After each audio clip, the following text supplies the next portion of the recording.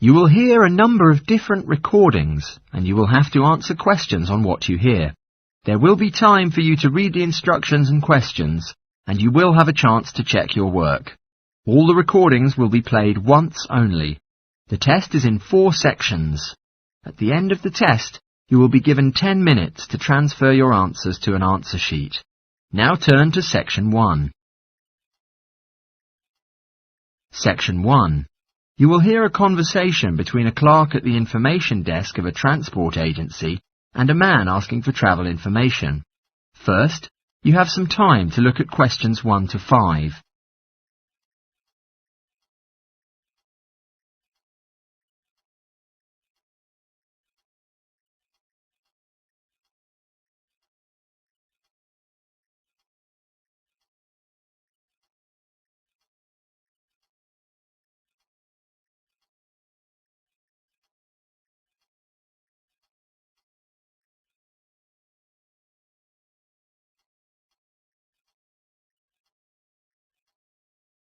You will see that there is an example which has been done for you.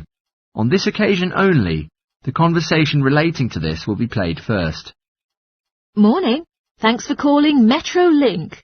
Is there anything I can do for you? Good morning. I would like to go to Harbour City tomorrow before 11 a.m. From Bayswater. Well, for Bayswater? Oh, no, from Bayswater, where I am currently living. But Harbour City is my destination. Sorry, that means Bayswater to Harbour City. Which mode of transport do you prefer? By bus or train? The destination is Harbour City, so Harbour City has been written in the space. Now we shall begin. You should answer the questions as you listen, because you will not hear the recording a second time. Listen carefully and answer questions 1 to 5. Morning. Thanks for calling Metro Link. Is there anything I can do for you? Good morning. I would like to go to Harbour City tomorrow before 11 a.m. From Bayswater. Well, for Bayswater? Oh, no, from Bayswater, where I am currently living. But Harbour City is my destination. Sorry, that means Bayswater to Harbour City. Which mode of transport do you prefer? By bus or train? In fact, I have no preference, only if it brought me to harbour faster. Well, if you take an express train, you'll be right in harbour within an hour from departure. Let's see. Yes, I recommend you to get on the 9:30 a.m. express.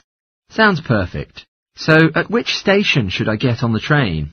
Helendale is the nearest station to you. Henlonsvale, did you say that? No, Helendale. That's Helendale.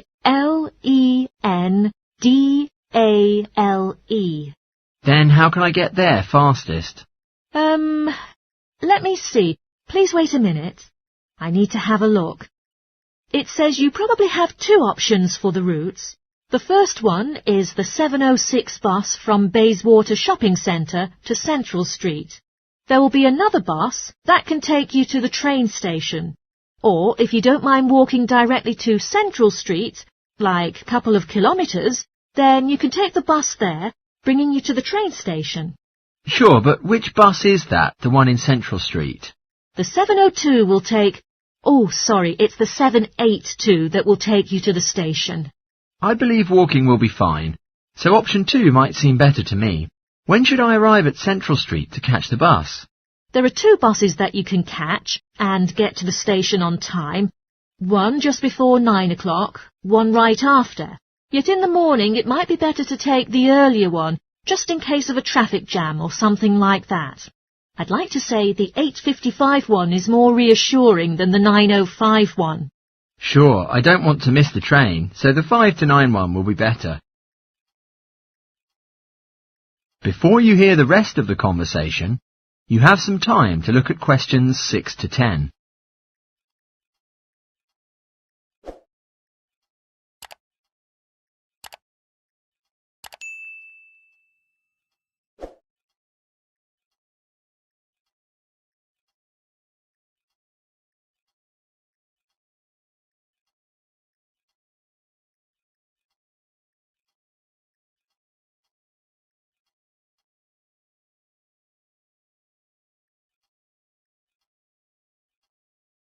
Now listen and answer questions 6 to 10. One more thing. How much would the fares cost? Well, the bus is $1.80 in cash, and the train is $10 each way. But do you have a travel link card? No, but I may get one before tomorrow. All right. If you have the card, you can pay considerably less. The bus will cost you $1.50, and the train to Harbour... Sorry, wait, it will still cost you $10 because it is during rush hour in the morning, I'm afraid. Yet, if you could return at an off-peak time... What do you mean by that? All right. If you could begin your returning journey before 5 in the afternoon, or later than 7:45, 7:45 in the evening. In fact, my plan is that I won't start to go back home until 8 o'clock anyway. Then you can save a lot of cash using your travel link card. You did mention that you were planning to buy one, didn't you? Yes, today. Maybe later. I'll pick one up. It means with cash, it would cost you $10, but if with your card, you will only pay $7.15 for returning. Thank you. Is there anything else I can help you with? Yes. In fact, I would like to know if the Travel Link card supports ferry services. If the ferry services is Harbour City ferries that connect the northern and southern banks, then yes. They are commuter ferries. A one-way trip costs $4.50, but with the Travel Link card you will enjoy a 20% discount, and the cost will be $3.55. So, $3.55 for it. What about the tour boats? You mean those ferries going upriver on sightseeing tours for tourists? No, they do not belong to the Travel Link company, and they only take cash and credit cards. Oh, I see. So, I may believe that you might not know how much they cost for one tour? Actually, I do know. I took a friend to the trip upriver just last week. We decided to go on an afternoon tour, and it cost us $35 each. There is also a whole day option, costing $65. Thank you. You really helped me a lot. With pleasure. Do enjoy your trip. That is the end of section 1. You now have half a minute to check your answers.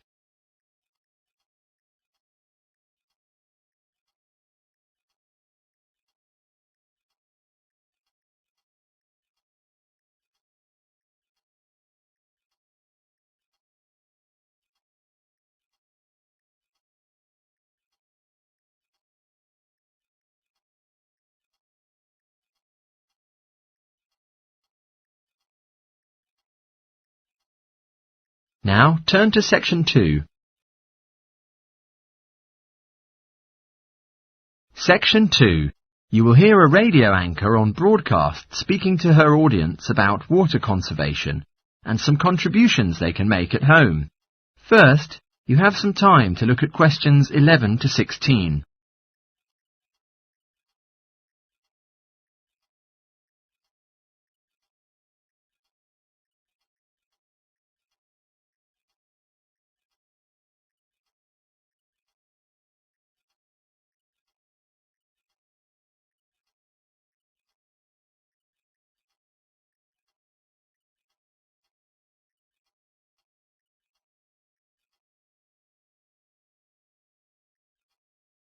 Now listen carefully and answer questions 11 to 16.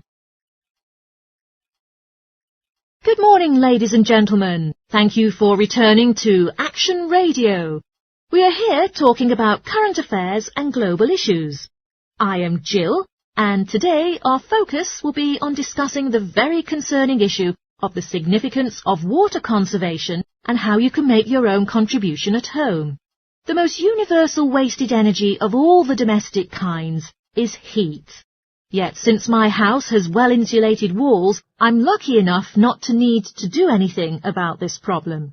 Yet, I still found out that a large amount of water was wasted owing to my way of life. I looked into a few approaches online, trying to reduce my water usage as much as possible, and have been pleasantly surprised to figure out that there are experts in that field who can make some instant changes to my home. But the only dark side is this work is so costly that there are no means for me to get financial help. Now, if any of you listeners are interested in reducing your energy usage, here are a couple of easy and positive changes you can make immediately. A lot of the magazines will recommend that you change your bulbs for those with energy-saving capabilities. However, I have found that these make little difference to your electricity bill, and they also severely reduce the light levels in your home. Instead, simply switch off all plug sockets and appliances to make an immediate saving on your electricity consumption. If this doesn't make enough of a saving for you, you could later turn down the thermostat as well. Even though my energy provider gave me a discount on my bills for prompt payment, this doesn't make enough of a saving for my monthly bill, considering the amount of energy that I was using. So, I felt like switching to another provider. Not only could I make a considerable monthly saving, but also get other perks from the new company. The bills can now be paid online, for instance, which was a thrill to me because it saves me from driving to the bank. If our contract endures more than 1 year, they will also provide me with a deduction for all the energy-saving appliances I am currently using. Now, many of you listeners will have an electricity meter at home, so I'm very sure that all of you will know the problems associated with them.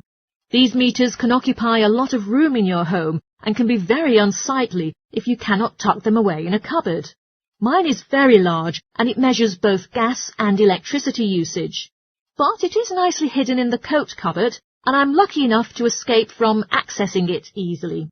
But the cons about this is that whenever I need to take a meter reading, I'll have to use a torch because it is hidden in darkness, and without a flashlight, I can't read the numbers on the screen correctly.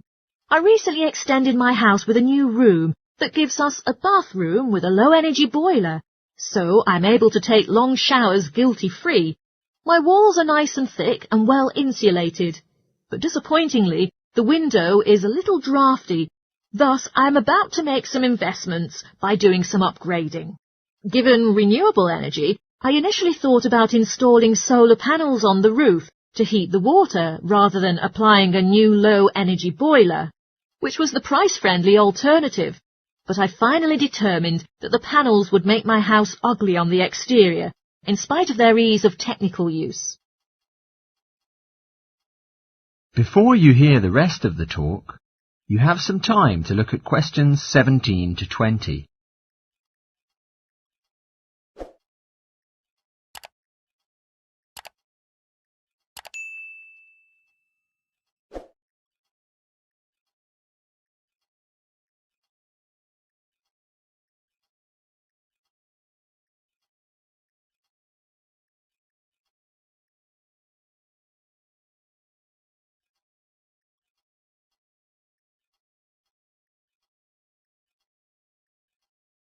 Now listen and answer questions 17 to 20. Now, if you are keen on taking long showers, as I am, switching from baths to showers doesn't change much on your total water usage. Instead, some small effective changes can be quite helpful and efficient. When making a cup of tea, for instance, before boiling water, measure out the amount that you need during the procedure. Also, when brushing teeth, use a cup of water instead of leaving the tap water running. I would recommend you not to fill up the washing machine before switching it on, because I found out that the clothes were not thoroughly cleaned. Also, call a plumber to fix your dripping taps. This will give rise to a great reduction of water being wasted. Before finishing today's show, I'd like to address 2 questions that we often get asked by listeners. We had some great feedback about our answer to last week's question on how to calculate the price involved in powering domestic appliances. So, let's see how we do this week. One of the most commonly asked questions this week was, which device is the lowest energy option for watching films? The simplest answer is that the smaller the screen, the lower the energy used. One of our listeners wrote in with a question that made me chuckle, and the answer is yes. Solar panels only work when the sun is out. Now, on a more serious note, a number of you wanted to know what the most efficient temperature is to set the thermostat to. The answer is that the closer you set it to room temperature, the lower the energy used. Before saying goodbye today, I'll give you one last tip. Turn off all the lights when you leave the room. That is the end of section 2. You now have half a minute to check your answers.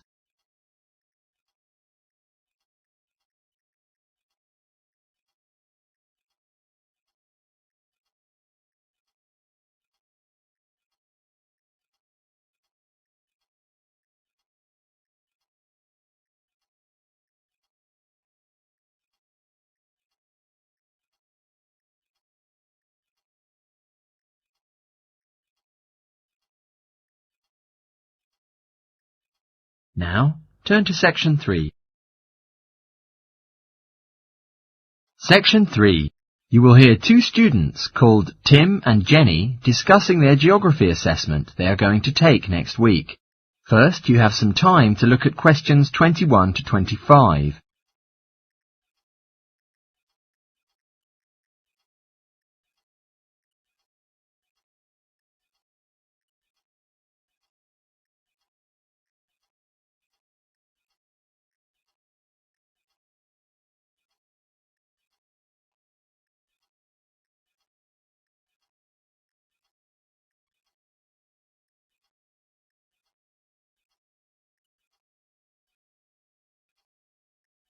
Now listen carefully and answer questions 21 to 25.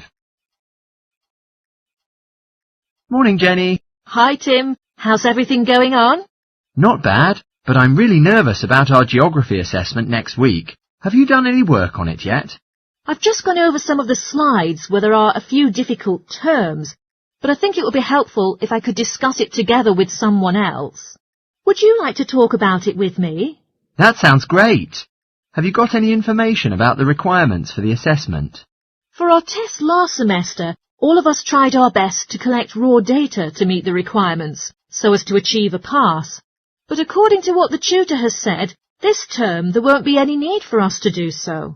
I read through the notes, and they said that we are all going to be given a set of instructions that we can choose to follow if we wish, but it's not mandatory, and we can complete the exam as we wish. I don't think that it will be hard for us to pass the assessment. As long as we don't copy the answers from anyone else's exam paper, I think we'll be sure to pass. Definitely, I agree. Shall we put on a slideshow presentation with the information on all kinds of volcanoes? I think it will really help us to revise the recognition. OK, great. First, let's look at Pompeii, which is regarded as the most famous one among all the volcanoes. Therefore, we might find it much easier to find a large amount of information about it on the net. I think we should exclude some of the pictures in the presentation, since many people were killed, and some of them can be quite disturbing. It is so lucky that there is going to be a double free break today, so we will have a bit of time to modify this together. Well, the next one to mention is Mount Fago. This is an ancient, mythical volcano whose site is still ambiguous. In Mexico, as well as the USA, there are mountainous regions, both of which are rumoured to be the location of this volcano. It's not that reasonable to list two unrelated locations for one volcano, but since no one has been capable of figuring out which is the correct one, we have no choice. It's amazing that we cannot find any other example of a volcano in existence today that is haunted by so much mystery. Definitely yes. I suggest we better search online for some information about Mount Etna in Sicily, which is well known for the stunning panoramas that one can appreciate from its peak. According to Google, it's a relatively new volcano compared to the others in the nearby region. That's the reason why it has very few of the features found in older volcanoes. Oh, interesting. Might we present any information on Mount Hurton? Because I don't think that any of the other students have carried out much of a survey into it, even though it has several unique traits. Well, then I think we can just ignore it, since it's a man-made volcano and not that closely linked to our syllabus, and probably won't be tested in the exam questions. Before you hear the rest of the talk, you have some time to look at questions 26 to 30.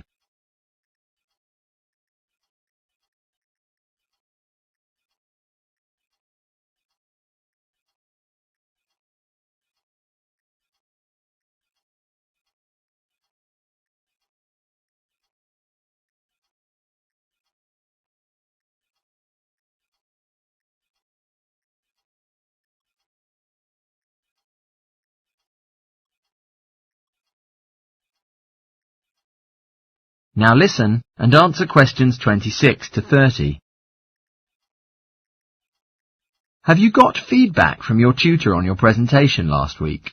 Yes, but I don't think he was satisfied with the work. He was impressed by the amount of research that I'd carried out before I started, but he criticised me that I was just mostly writing a summary of the facts instead of giving my own opinion. Oh, that's a pity. It was depressing that my work is not appreciated, but in the end I learned a lot from my tutor's feedback. He suggested to me that next time I should present my work as a short documentary film, which he thinks will help me to strengthen my arguments. What topic was your presentation based on? I opted to discuss about the lack of knowledge that most people have about volcanoes and the awareness that they look at them in such a negative way. During documentaries and lectures, the scientific experts often neglect to mention the positive features that volcanoes possess. That sounds really interesting. Well done. I think everyone had a really good time, but I was really nervous about speaking in front of the audience. Also, I felt very underprepared, since I didn't complete the presentation until the night before, and therefore there had been no time for rehearsal. I'm sure it was great. Is there any other information that you think we should include in our slideshow for revision? Yes, I think it's important that we list all of the differences between active and extinct volcanoes, as there will definitely be a question on this topic. There are no documentaries on the subject, but there's a very informative website that discusses the geological structure of each volcano type. OK. Well, I'll continue collecting images, and you can carry on with the online research. That is the end of section 3. You now have half a minute to check your answers.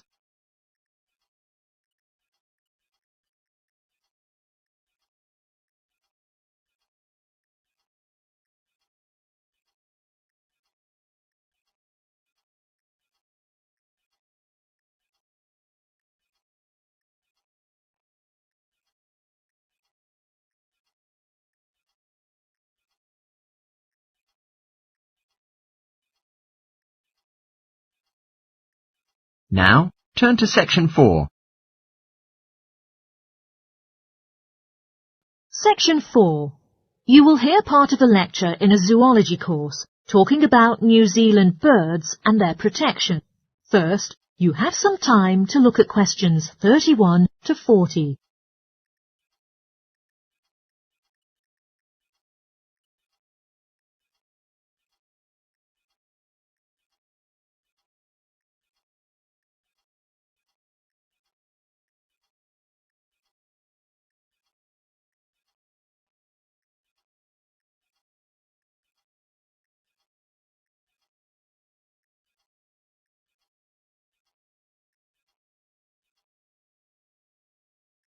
Now listen carefully and answer questions 31 to 40. Ladies and gentlemen, good afternoon. In this session, we're going to talk about birds indigenous to New Zealand, delving into the facts and analysing methods of protecting these species from extinction. It may be a surprise to you to know that there are thousands of bird species that are endemic to New Zealand. In other words, they are rarely found anywhere else throughout the world.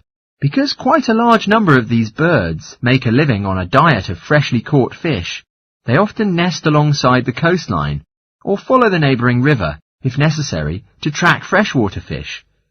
Once they have mated, the female will collect twigs and pieces of debris to build nests where she can hatch her eggs under safe circumstances, out of the reach of predators. When the first immigrants landed on New Zealand, roughly 7 centuries ago, rats were carried on the ships with them. The rats flourished in the warm climate and gradually became a threat to the native bird populations, particularly to the flightless species. In 1984, researchers discovered that just 3 pairs of flightless bird species remained in existence, and that even these faced severe pressure. Now, New Zealand is a global pioneer in facilitating the recovery of severely endangered species from the brink of extinction. Every year, researchers conduct certain surveys aimed at monitoring the fluctuation in the levels of bird numbers and species living in New Zealand. Owing to migration patterns of a few bird species, it is far from easy to accurately estimate the bird numbers, since many may have flown to other regions in search of mates and warmer climates, and thus may not be included in the investigation. Probably there is a sensitive link between bird numbers and environmental influences, especially those closely linked to human activities. Routine activities such as farming or building houses can have a massive impact on the local populations. Forests that play a role of a habitat for thousands of birds can be entirely eradicated to produce fields for cropping or to provide wood for construction, which has a catastrophic impact.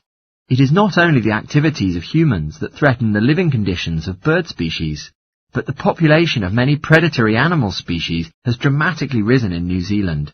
One of these predators is the Mantani snake, which was introduced from Australia and has decimated the population of killdeer birds.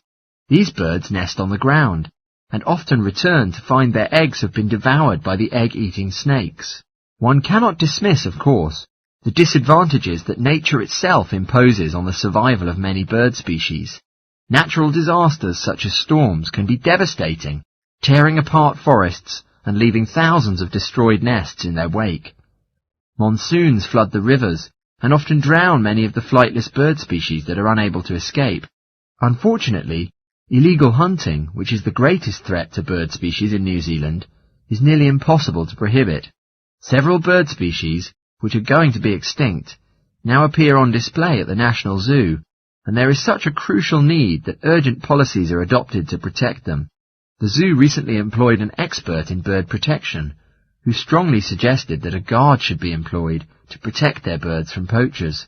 The expert also lays much stress on the fact that the birds can be haunted by quite a stressed situation where the public can approach them too closely, suggesting that the administration install a fence network to keep the public a safe distance away from the birds. In spite of this threat to birds in captivity, it is the freely roaming birds that are most at risk.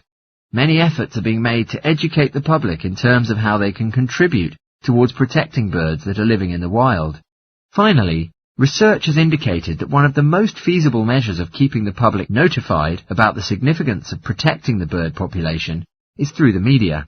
I advise you all to read the related articles in specialist journals and also do some research on the internet. Everyone can make your own contribution if you put your mind to it. That is the end of section 4.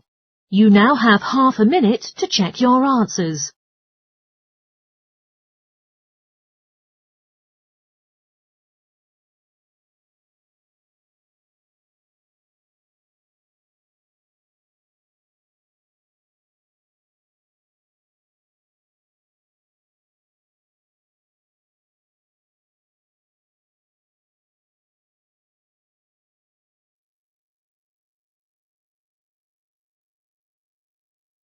That is the end of the test. Now you have 10 minutes to fairly transfer your answers to the answer sheet. For more tests, hit the like button and subscribe our channel. Thank you.